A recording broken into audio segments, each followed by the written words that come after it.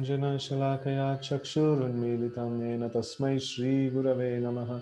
Shri Chaitanya Manobhishtam Sthapitam yena Bhutale Swayam Rupa Kadamahyam Dadati Swapadantikam Vandeham Shri Gurun Shri Utapadakamalam Shri Gurun Vaishnavamscha Shri Rupam Sagrajatam Sagana Raghunathanvitam Tam Sajivam Sadvaitam Savadutam Parijana Sahitam Krishna Chaitanya Devam Shri Radha Krishna Padan Sagana Lalita Shri Vishakhanvitamscha He Krishna Karuna Sindhu Dina Bandho Jagatpate Gopesha Gopika Kanta Radha Kanta Namostute Tapta Kanchana Gaurangi Radhe Vrindavaneshwari Vrishabhano Sute Devi Pranamami Hari Priye Vancha Kalpatarubhascha Kripa Sindhubhye Vacha Patitanam Pavanebhyo Vaishnavebhyo Namo Namaha Jai Shri Krishna Chaitanya Prabhu Nityananda Shri Advaita Gadadara Srivasa Adi Gaura Bhakta Vrinda Hare Krishna Krishna Krishna Hare Hare Hare Rama Rama Rama Hare Hare Hare Krishna. So we will continue from where we left in the last week's session on the yoga ladder. We were in the very important section towards the end. We will just quickly conclude and we'll have some nice discussions. Hari Bol.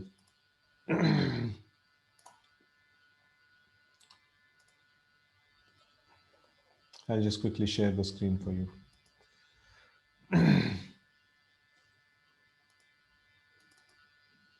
Okay. So we were studying this yoga ladder. We were studying the different kinds of yogas that are there.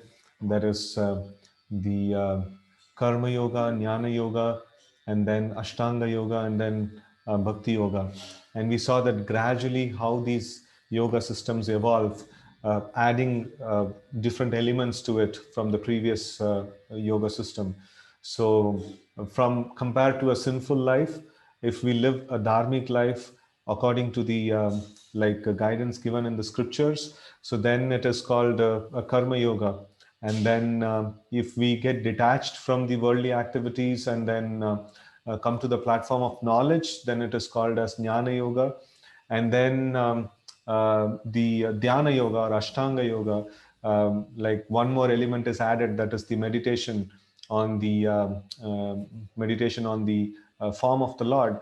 And then bhakti yoga, it encompasses everything, and on top of it, it gives us a personal relationship with the Supreme Lord.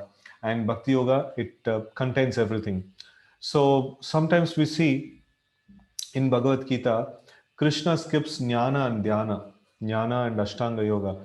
So why does he do this thing? No, this is a very important thing. Jnana yoga and dhyana yoga, if you want to practice, first of all, one has to accept sannyas, right? So without that, it is not possible to even attempt to practice these things. So then who in the Kali Yuga will practice all these things? It's very difficult, and it demands a very high level of commitment. And then what is the result that is offered? So not that much as it is offered in the Bhakti Yoga, right? So that's why Krishna often skips these two things. So it's like we can actually understand this in this way. If we're trying to progress in a graph, right? So there is, if you imagine a graph is there, and then you just stop the screen for some time. Imagine a graph is there, and then the graph is there, a negative side of the graph is there, and then the positive side of the graph is there. So now in this scenario, there is two ways of coming to, you are in the negative 10 or 100 or something like that, and you have to come to the positive 100. So how to bring about? So one way is that you gradually come to the zero, and then from zero you progress to the 100. And another way is just flip it around, right? So negative minus 100 into minus 1, it just goes to plus 100, right? So just flip it around. So Bhakti Yoga does this thing, flipping and bringing the person directly into the plus 100. So, for example, a material person is engaged in the material activities. So what are these activities all about? So we take rest, and then we eat, and then we go to our work. We get some money and maintain our family and things like that. So these are all works that we do. So if we want to do jnana yoga, so it will say, okay, first of all, you're doing all that you're doing is material. First, bring it to stop. No, once you stop it, then we will think about what is the spiritual side. We will go towards that side. So, but Bhakti Yoga says, so anyway, you're doing some action, and even the like material activities also you need action, and spiritual activities also you need action. Anyways, you are doing an action, so why not add spirituality into it? So you are having food. Why not offer the food to the Lord and take it as prasad, right? So you are anyway like maintaining your home. So why not keep the Lord as the center and make the Lord as the master of the house, and then worship the Lord in that way, right? So take care of your home. Instead of considering the home as yours, you consider the home as a temple of the Lord, right? So it belongs to the Lord. And no, if we consider in that way, so then it becomes Bhakti Yoga. So Bhakti Yoga actually uses the actions that we are already been doing, and then puts it in spiritual, adds the spiritual value to it. But then the other system of yogas, they say like, no, let's zero it out. No, let's first come to the zero. Now give up all your activities. All that you're doing is material. Give it up, and then we'll come to the zero, and from there we will go to the positive.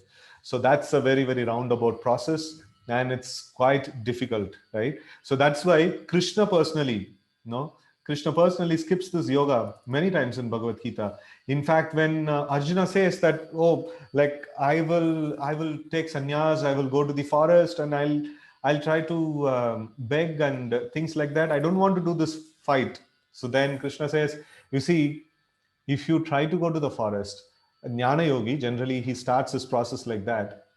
He purifies himself by karma yoga, and then once he purified, so then he takes the step of sannyas, and from there he continues the jnana yoga, or dhyana yoga, ashtanga yoga also the same way.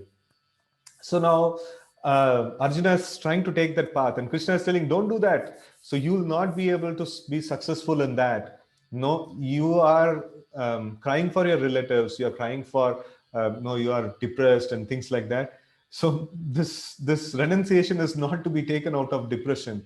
It should be taken out of knowledge, enthusiasm, and spirit. And you don't have it. And even if you have it, what's the guarantee that you will be able to maintain it? No, you'll not be able to maintain it. Don't do that. So he's deliberately advising that please don't take sannyas. So please don't go to the forest and attempt a process as difficult as jnana or dhyana. So don't do that. So but then do the bhakti yoga, which is already you're doing an action, and bhakti is trying to please the Supreme Lord, and that's the ultimate goal that we want to come up to.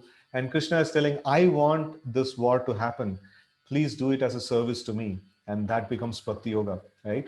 So this is how the bhakti yoga is superior to other yogas. And in fact, another very important aspect that is there is that the jnana and dhyana. So if we take the process of going in the graph, like from minus 100 to plus 100 in the journey, if we try to go to the process of zero and then go above, so what's happening here is there is a good amount of inertia, there is a good amount of inactivity that is getting built into the system, and that's very dangerous, that's very difficult. The jnana yoga and dhyana yoga both says that you stop doing your work. No, like you don't do any material work, come to zero, come to zero work, and then let's contemplate about spiritual aspects, right? So the problem with that is, even in the medical domain, we can, all of us would have got this experience also at some point in our life, or we would have seen somebody going through this in some point in our life.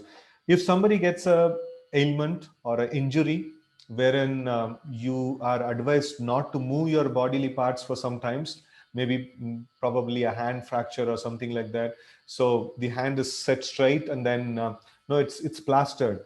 So after the hand gets cured, so till now you have not used your hand, no, it's inactive.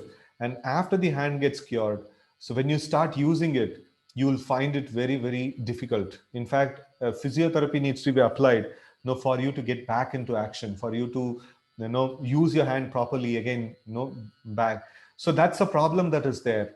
No, that's why Krishna skips this jnana yoga and dhyana yoga, because these two yogas, bringing a person to zero activity, no, in the material world, it's a problem. Again, I need to teach them the spiritual activity. That will take a long time.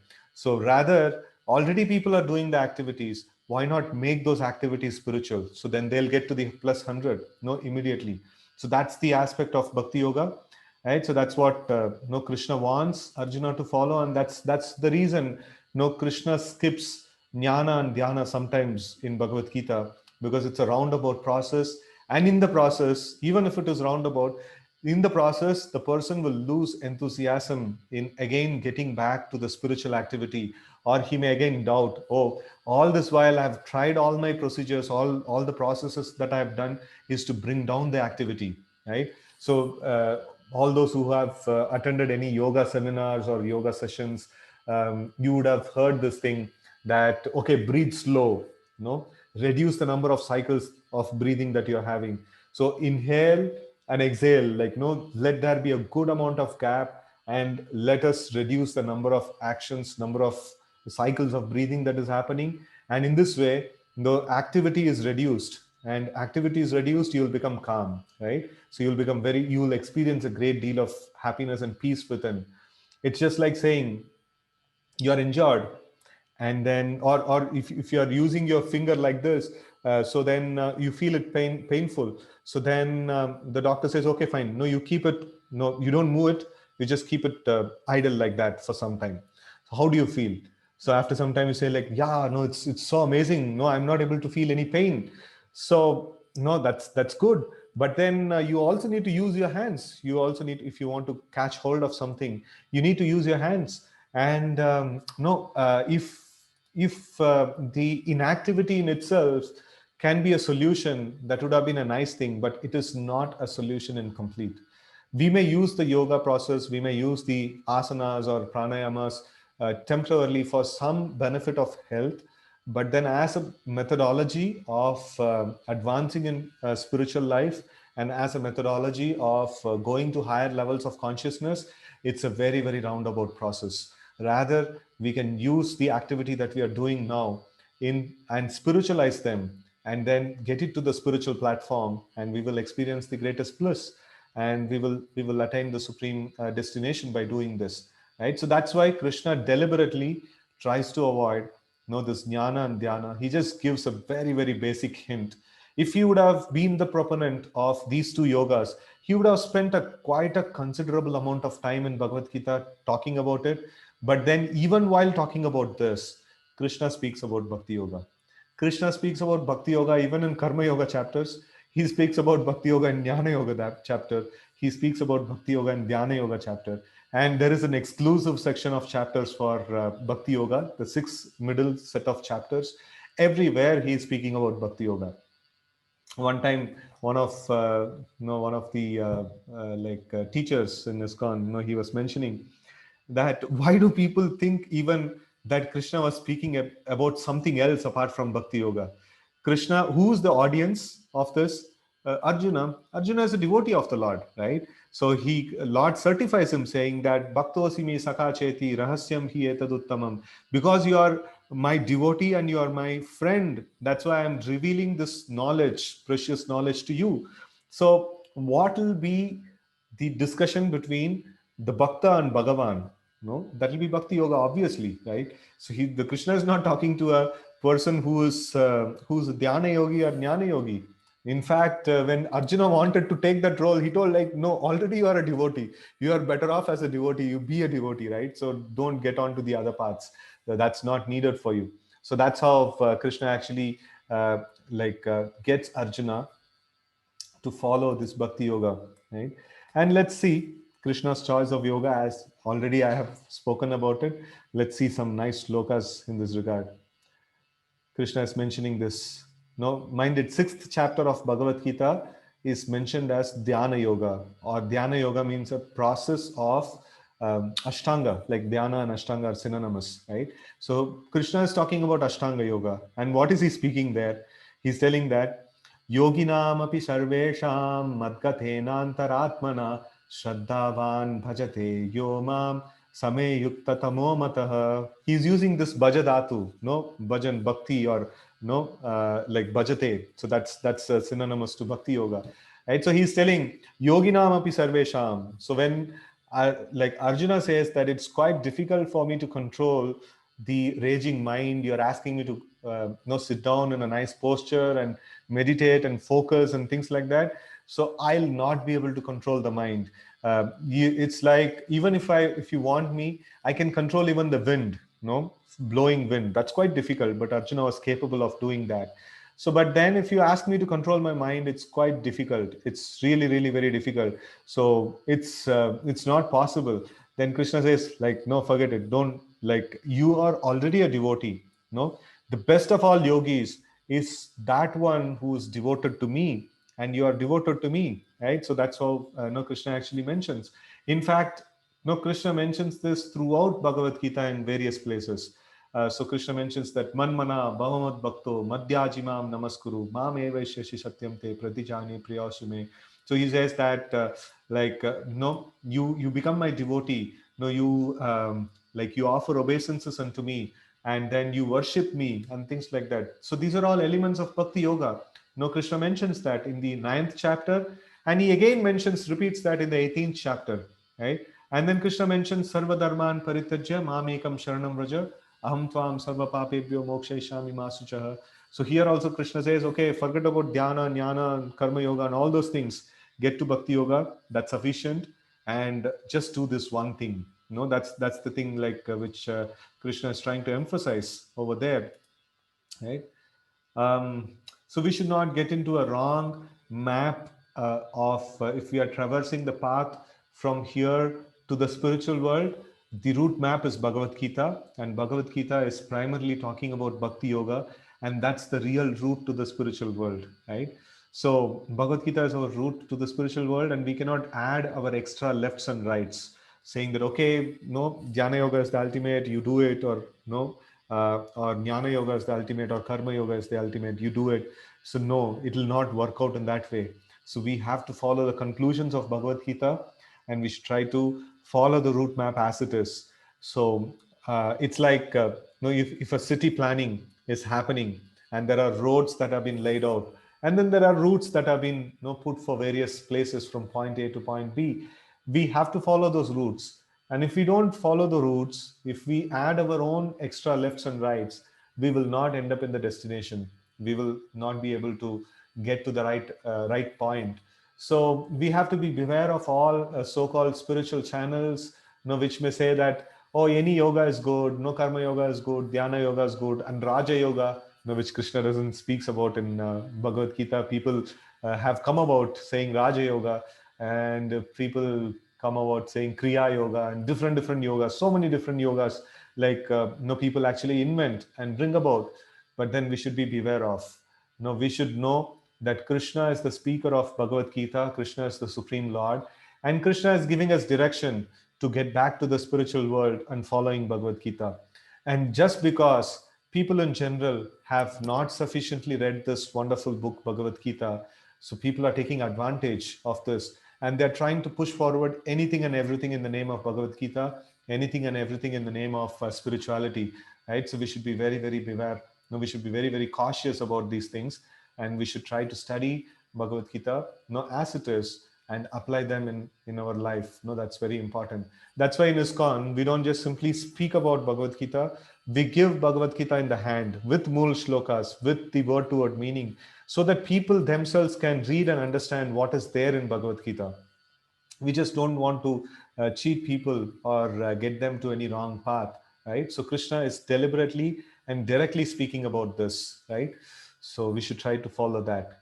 And with this, we will get to a very wonderful practical tip of the day, right? So like we should hear all the time. So we are having this Bhagavad Gita, like we have this wonderful scripture with us, and we can actually hear about these lectures, or Prabhupada's lectures have been circulated amongst in the group with all of you. So you can take them and you can listen to them. You can listen to the holy names of the Lord, very nice kirtans and bhajans that are there. So if we can do that, so then what happens? So like whatever you may be doing, just like cooking, walking, driving, everything, like you can always when you're passively engaged, you can always hear, right? So in that way, you will be able to develop a lot of spiritual credit, and the spiritual vibrations will sink in, and this will actually help us a lot. So just a small video that is there here. uh, just a minute, I will just share the computer sound with all of you. Okay. Extraordinary memory power I of the hope you're able to Sanskrit hear. scholars. How can they memorize vast texts such as Vedas and Upanishads as they are and pass it on to the next generation? Now, latest research effect. Here's a Doordarshan News exclusive report on Sanskrit effect. Take a look. Means perfected or refined is one of the oldest human languages. Sanskrit is also regarded the world is verbatim. The four Vedas, the Upanishads, all have been preserved through this technique. While world over civilizations built large labs has been a mystery to the world. Now, through modern Sanskrit effect was coined by American neuroscientist Sanskrit at Harvard and Columbia universities and cognitive neuroscience at the University of Trento brain regions associated with cognitive processes. Harzel's report was tested when he and his colleagues from the University of the National Brain Research Center at Manesar in Haryana. This extensive research has established Sanskrit learning, brain's capacity significantly increases. What we did was we compared. Okay. Extraordinary So memory. it's a wonderful. Um,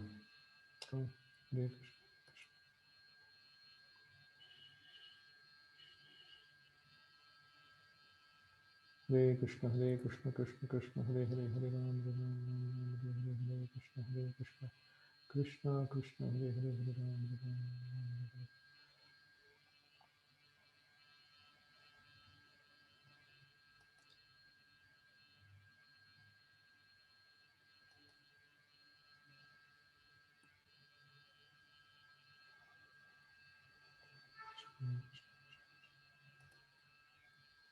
Okay. At least my slides are moving. I hope you're able to hear me.